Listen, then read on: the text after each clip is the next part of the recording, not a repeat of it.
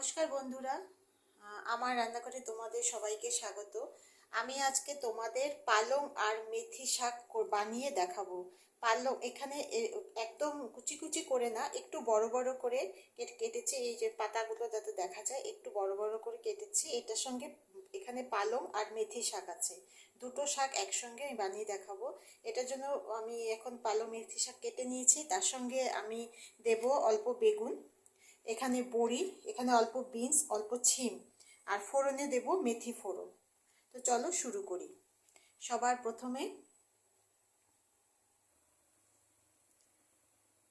প্রথমে আমি এখানে দিয়ে দিচ্ছি তেল।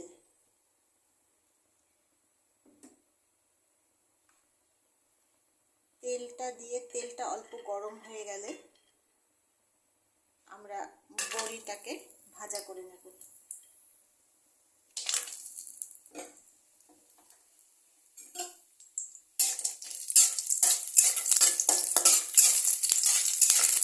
তেলটা একটু গরমই ছিল, তার জন্য বড়িটা হয়ে গেল সঙ্গে সঙ্গে ভাজা। বেশি গাঢ় করে ভাজা করব না, হালকা ভাজা করব, জাস্ট লাল লাল জাস্ট হবে, এরকমভাবে ভাজা করব।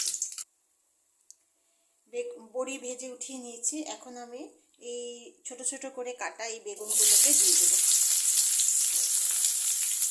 বেগুনটাকে আমি একটু আলাদা করে ভাজা করছি, কারণ কাঁচা বেগুনটা দিলে একদম পুরো গলে গিয়ে একদম ল্যাটলেটা হয়ে যায়, খেতে অতটা ভালো লাগে না। একটু বেগুনটাকে একটু যদি আগে ভাজা করে নিই তাহলে এটা বেশি স্বাদটা ওঠে।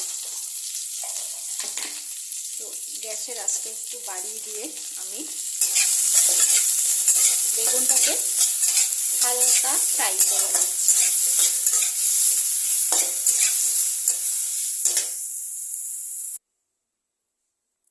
আমি বেগুনটাকে আমি ভাজা করে উঠিয়ে নিয়েছি। আমি নিজে ভিডিও করছি, তো যার জন্য পুরোটা ভালোভাবে তোমাদেরকে দেখাতে পারছি না। তো এখন চলো আমরা কড়াই দিকে যাই। কড়াইতে আর একটু তেল দেব। তেল দেওয়ার পরে হয়ে যাওয়ার পরে এখানে যে মেথি ফোড়ন, এই যে মেথিটা ফোড়ন দিয়ে দেবো। মেথি ফোড়ন দেওয়া হয়ে গেলে কেটে রাখা ছিম আর বিনসটা দিয়ে দেবো।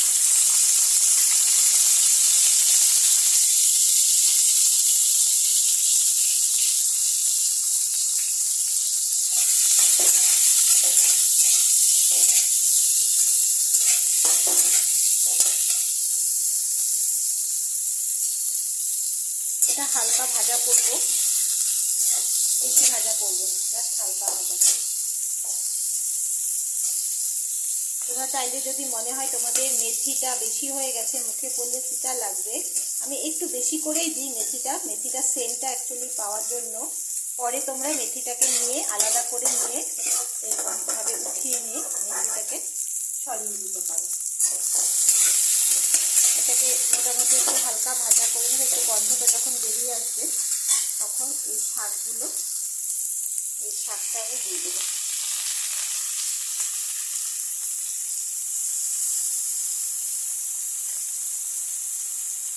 পালং শাকটা সহজেই মজে যাবে, মেথি শাকটা একটু সময় নেবে। তবে মেথি শাকটা একসাথে দিয়ে দিলাম এই জন্য যে মেথি শাকটা যদি একটু মুখে পরে খেতে গিয়ে কচকচ করে, তো ওটা খেতে বেশি ভালো লাগে। তো পালং শাকটা দিয়ে আমি একটু দিয়ে লবণ দিয়ে দেবো। বেশি দেবো না, শাকে যতটা লবণ লাগবে সেই বুঝে, কারণ শাকটা তো মজে যাবে, লবণটা তখন বেশি হয়ে যাবে। এই জন্য হালকা লবণ দিয়ে আমি এটাকে উপর দিয়ে ঢাকা দিয়ে দেবো। 5 মিনিট পরে চলো আসছি। চলো 5 মিনিট হয়ে গেছে, দেখি আমরা অবস্থাটা কি আছে। একদম পুরো মজে গেছে শাকটা, একদম পুরো মজে গেছে। এখন এটাকে ভালো করে বানানোর জন্য এখানে একটু জল দেব।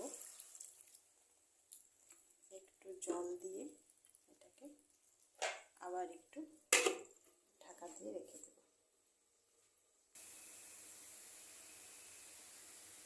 এটা মোটামুটি হয়ে এসছে। এখন এটা স্বাদ অনুযায়ী একটু চিনি দেব। তা আমরা একটু মিষ্টিটা বেশি খাই, যেহেতু আমরা ঢাকার মানুষ, সেই জন্য মিষ্টিটা একটু বেশি খাই, সেই জন্য একটু চিনিটা দেব। চিনিটা দিয়ে এই ভাজা করে রাখা বেগুনটা দিয়ে দেব, আর এই বড়িগুলো একটু হাত দিয়ে এরকমভাবে ভেঙে এভাবে দিয়ে দেব। দিয়ে এটাকে একটু নেড়ে দেব। এটা হয়ে আসছে, তাও এটাকে একটু এরকম ঢাকনা ছাড়া এভাবে আঁচটা কম করে ছেড়ে দেব। 2 মিনিট পরে আসছি। আমাদের এটা হয়ে গেছে পুরো দমে। শাকটা ঠিক এরকম হবে, এভাবে খেয়ে দেখবে গরম ভাতের সাথে, খুবই ভালো লাগবে। অনেকে কাসুন্দি দিয়ে খায়, কাসুন্দি দিয়েও খেতে পারো, কিন্তু এটা এখানে তরকারি এভাবে দেওয়া আছে তো কাসুন্দি না হলেও চলবে, এটা এমনিই খেতে খুব ভালো লাগবে। তো এই যে গ্যাসটাকে বন্ধ করে দিলাম, আর এটাকে এই যে এখানে নামাচ্ছি।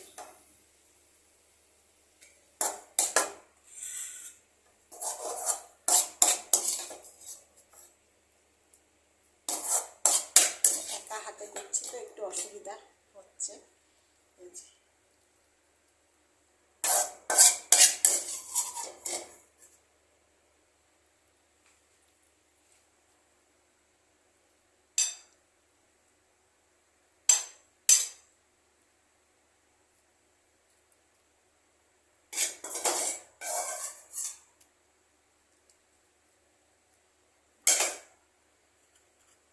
রেডি হলো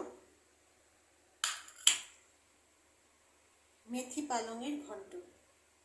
তোমরা একবার বাড়িতে বানিয়ে দেখো, তোমাদের অবশ্যই ভালো লাগবে। আমার এই রেসিপিটা ভালো লাগলে অবশ্যই লাইক করবে আর শেয়ার করবে। আসি।